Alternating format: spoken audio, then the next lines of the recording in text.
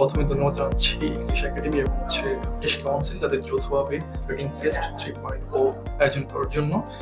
এটা একটা সুন্দর একটা আয়োজন ছিল। এখানে আমি দেখলাম আমার অনেক পরিচিত বন্ধু বান্ধব, তারপর ছোট জুনিয়ররা এখানে পার্টিসিপেট করছে।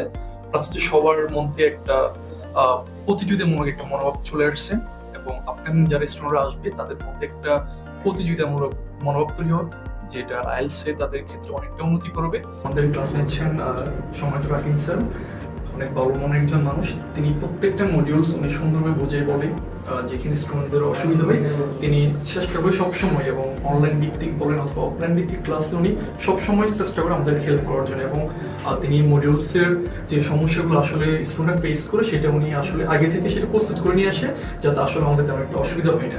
তো আমি স্যারকে অনেক ধন্যবাদ জানাই, স্যার এত কষ্ট করতেছে আমাদের জন্য, এবং ইংলিশ একাডেমিকে ধন্যবাদ জানাই তারা এত ভালো মানের সুন্দর মনের টিচারদেরকে এখানে রাখার জন্য।